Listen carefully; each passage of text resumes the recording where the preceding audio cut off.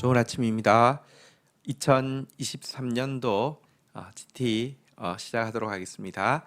우리 창세기 이제 아브라함의 이제 소명과 또 본격적으로 언약 백성이 이제 시작되어지는 부분부터 보도록 하겠습니다. 본문은 창세기 12장이고요. 오늘은 1절부터 4절까지 묵상하도록 하겠습니다. 1절입니다. 여호와께서 아브라함에게 이르시되 너는 너의 고향과 친척과 아버지의 집을 떠나 내가 내게 보여줄 땅으로 가라. 사실 하나님이 아브라함을 부르신 지가 조금 되었습니다. 그리고 우르에 있던 그를 부르셔서 이제 나가게 가나안 땅을 향해서 나아가게 하실 때 그의 아버지 데라와 함께 이렇게 출발을 했었는데요. 데라가 이 하란에 왔을 때에 이제 머무르고 있었는데 그곳에서 죽게 되었는데 데라가 죽고 났을 때에 하나님은 다시 한번 아브라함을 소명하시면서 이방 문화로 가득 차 있는 고향 땅, 친척, 부모의 모든 영향으로부터 이제 완전히 떠나서 이제 우르에서 하란까지는 옮겼지만 여전히 같은 문화권인데요. 완전히 떠나서 이제 하나님께서 보여줄 땅으로 가라고 명령을 하고 있습니다. 근데 하나님께서 명령하실 때는요, 또한 약속도 동반되는 것입니다. 2절에 보니까 이렇게 약속하고 있습니다. 내가 너로 큰 민족을 이루고 내게 복을 주어 내 이름을 창대하게 하리니 너는 복이 될지라. 하나님께서 그에게 이렇게 약속하셨습니다. 너로 하여금 큰 민족을 이루게 하겠다라고 약속을 하셨습니다. 또한 그의 이름을 크게 하시겠다. 이름을 창대하게 해주시겠다라고도 약속하셨습니다. 심지어 그가 복의 근원이 되게 하시겠다라고도 약속하셨습니다. 사실은 아직 자녀가 전혀 없는 자입니다. 그런데 큰 민족이 되어진다. 그리고 이제 큰 이름을 가지게 한다. 복의 근원이 되어지게 한다. 이건 뭐 진짜 갈수록 점점 더 큰 축복인데요. 이어지는 3절에 보면 그가 복의 근원이 되어진다는 것이 어떤 의미인지 이렇게 설명하고 있습니다. 너를 축복하는 자에게는 내가 복을 내리고 너를 저주하는 자에게는 내가 저주하리니 땅의 모든 족속이 너로 말미암아 복을 얻을 것이라 하신지라. 이 말은 단적으로 설명하면 아브라함을 대하는 태도, 아브라함을 축복하느냐 저주하느냐에 따라서 하나님도 그 사람에게 축복할지 저주할지를 이렇게 나누시겠다는 특권까지 그에게 주시겠다라는 말씀인데요. 그런데 여기서 좀 유념해 보아야 될 것은 너로 말미암아, 그래서 절반은 저주를 받을 것이고 절반은 복을 받을 것이라고 이야기하는 것이 아니라 너로 말미암아 모든 사람들이 복을 받을 것이다 라고 이야기했다는 것입니다. 이 말은 뭐 대부분의 사람들이 아브라함을 축복하는 편에 서고 아브라함을 저주하는 편에 서는 사람이 극소수일 것이라는 것을 방증하고 있습니다. 왜 아브라함을 대부분의 사람들이 축복하게 될까요? 이유는요, 아브라함이 그들을 축복했기 때문입니다. 아브라함이 그들을 선대했기 때문입니다.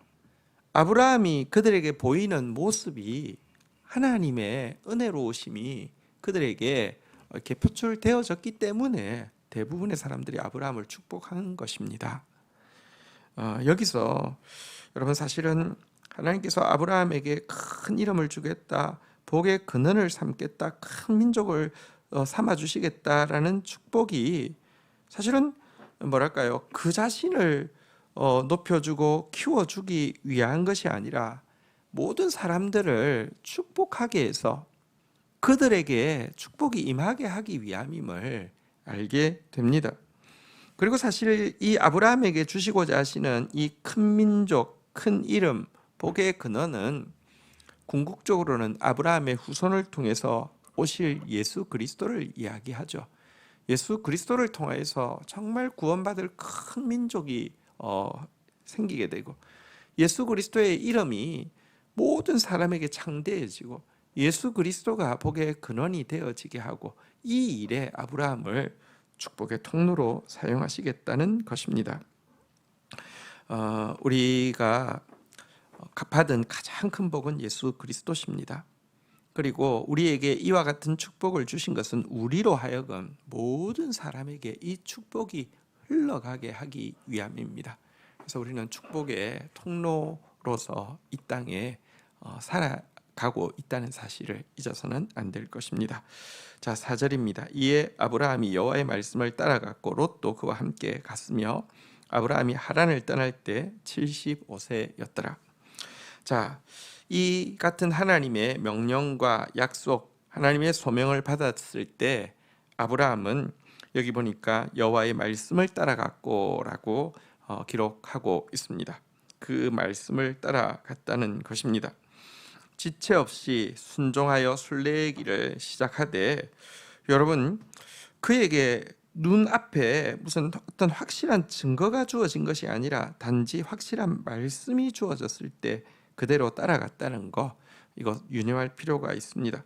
사실 그때 나이가 75세였습니다. 물론 지금보다는 더 살았기 때문에, 여러분, 지금 나이로 굳이 한산한다고 하면 한 4, 50대 이제 중년의 나이라고 할 것입니다. 청년의 나이는 아닙니다. 이제는 현실에 안주하고 변화를 기피하는 그런 성향이 강할 나이인데요. 아브라함은 하나님의 말씀이 확실할 때 눈앞에 어떤 증거가 없어도 그것을 따라갈 수 있었다라고 이야기하고 있습니다. 보이지 아니하는 것을 위하여서 보이는 것들을 버렸고, 아직 나타나지 않은 소망을 위해서 현재의 고난을 감수하기로 결정한 것입니다. 이것이 성경이 이야기하고 있는 참된 믿음, 사실은 히브리서에서 이야기했던 그 믿음, 아브라함의 믿음, 참된 믿음이 이것입니다. 여호와의 말씀을 따라가는 것.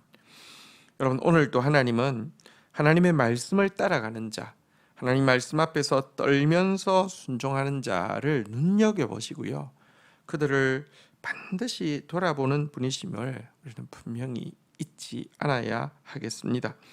나 여호와가 말하노라, 내 손이 이 모든 것을 지었으므로 그들이 생겼느니라. 무릇 마음이 가난하고 심령에 통회하며 내 말을 듣고 뜨는 자, 그 사람은 내가 돌보려니와. 하나님의 말씀을 듣고 뜨는 자, 하나님 돌보신다고 약속하고 있습니다. 이와 같은 아브라함의 길을 따라가는 저와 여러분들이 되기를 주의 이름으로 축원드립니다. 주신 말씀 붙잡고 기도하며 나가도록 하겠습니다. 하나님 아버지, 감사합니다. 우리에게 고향, 친척, 또 아버지의 집을 떠나서 내가 내게 보여줄 땅으로 가라고 말씀하시는 주님, 우리가 순종하여 우르에서는 나왔지만 아직 하란에 머무르고 있는 상태에 있기가 쉬운 것을 인정하고 또 돌아봅니다. 하나님, 이 하란에서 한 발짝 더 나아가게 하셔서 주님께서 보여줄 땅을 향해서 전진할 수 있는 저희들이 되어지도록 은혜를 더하여 주시기를 간절히 간구하고 소원합니다.